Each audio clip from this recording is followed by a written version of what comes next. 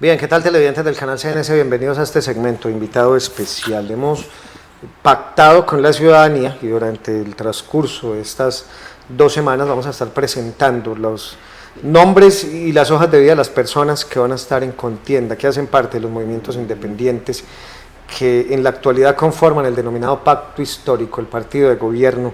En la actualidad se ha dicho que el próximo 26 de octubre se va a realizar la consulta interpartidista. Inicialmente un tribunal en Bogotá pues había dicho que no se iba a llevar esto a cabo, pero finalmente la Registraduría Nacional del Estado Civil, en un comunicado oficial, fue claro en que las consultas interpartidistas son consultas de partido y que en ninguno de los casos tiene un tribunal por qué intervenir en las decisiones políticas que se toman en el interior de las colectividades.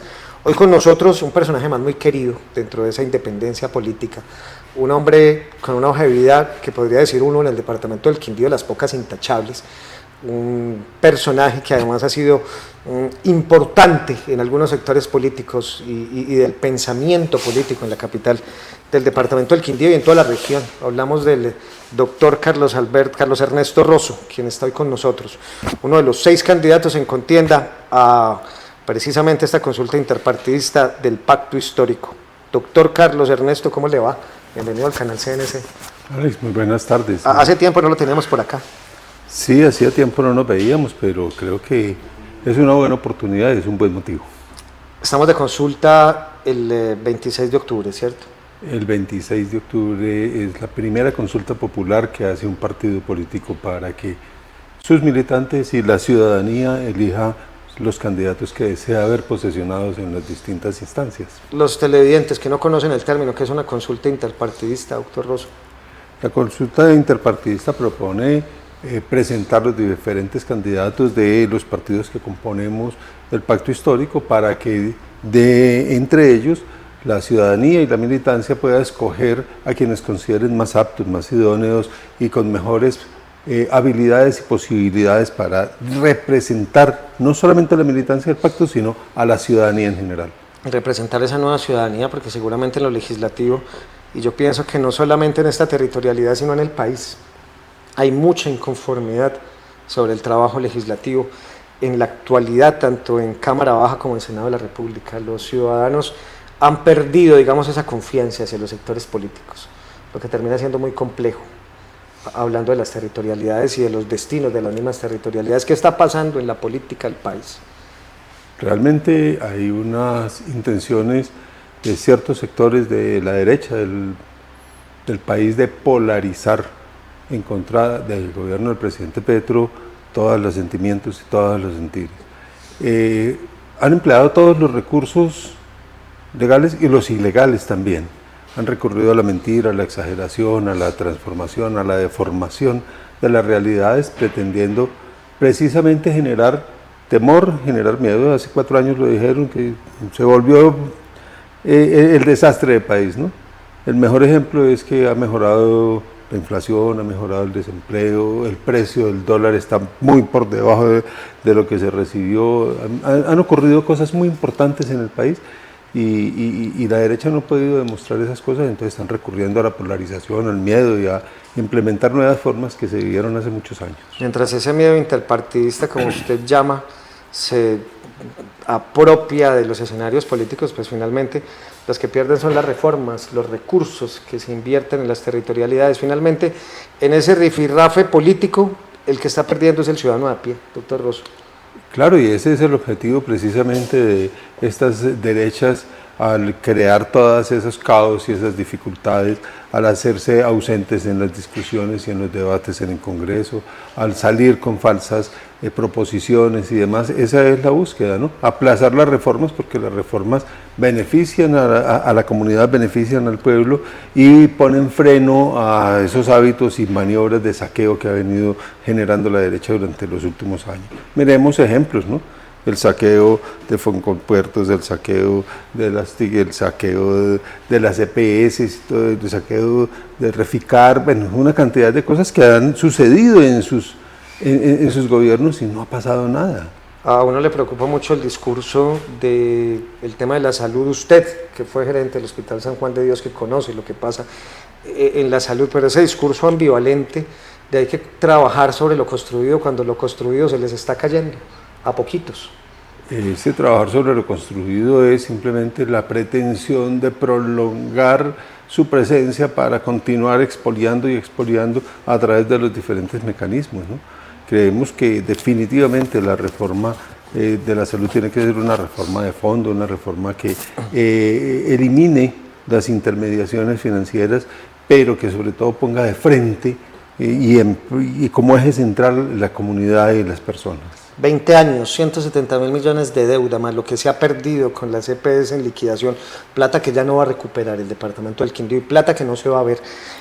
Se han hecho acuerdos como el que hizo el presidente Iván Duque Márquez con el tema de los acuerdos del pago de la prosperidad y finalmente esos pagos nunca llegaron a los hospitales, no se ha liquidado una deuda.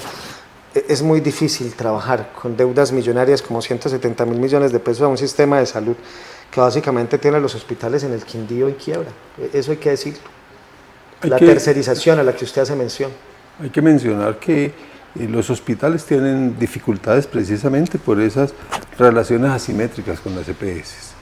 Pero también hay que mencionar que ha habido aprovechamiento de esas clases políticas, de esas clases que han venido dominando para meter la mano en las instituciones hospitalarias, colocar sus burocracias, colocar sus figuras, colocar sus fichas y expoliar, además de lo de adeudado, expoliar lo poco que llega.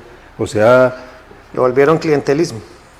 Es una operación que impide el desarrollo de los procesos sociales de la salud en el departamento.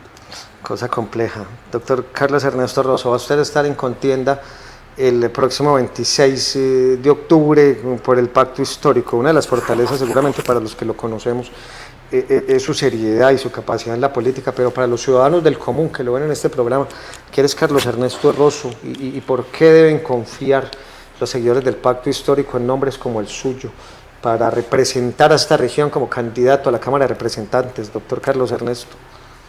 Primero que todo, soy un docente de la Universidad del Quindío, del área de la salud. Segundo, tengo una vida pública gestionando los recursos, liderando los recursos de la salud durante más de casi 30 años y nunca hemos tenido la más mínima sombra, ¿no? Ni siquiera la investigación en cuanto a manejo de recursos, en cuanto a manejo de personal, en cuanto a la dignidad que tiene que tener la atención en salud. Pero por el otro lado es la convicción en estos 20 años de haber construido sociedad con diferentes comunidades populares, con diferentes comunidades académicas, con el movimiento estudiantil y en una serie de presencias en donde hemos puesto la voz en defensa de los derechos, en defensa de la institucionalidad, pero también en defensa de las comunidades y de las organizaciones comunitarias. Ahí es donde está nuestra fortaleza. ¿Cuál es ese gran vacío en materia legislativa que tenemos en la actualidad los departamentos como el Quindío? Circunscripciones pequeñas, nos alcanza para 3 representantes a la Cámara. No tenemos un senador, pero hay una campaña que dice que el Quindío necesita un senador. Pero realmente, viéndolo desde la perspectiva de un candidato, ¿cuál es esa gran falencia en materia legislativa a la hora de buscar los beneficios y la protección para regiones tan pequeñas como el departamento del Quindío y que no cuentan con esos grandes presupuestos?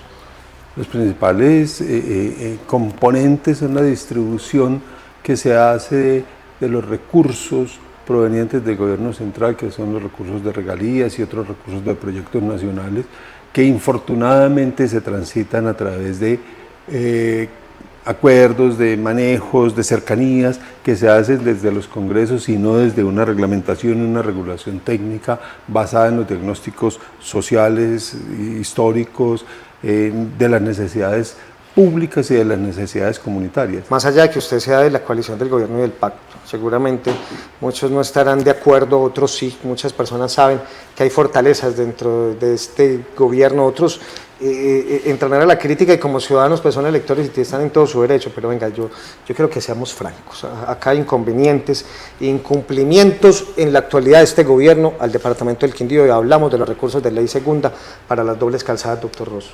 Una lucha que en la actualidad, a través de la Acción Popular, solamente una representante de la Cámara del Partido Liberal ha tomado en serio.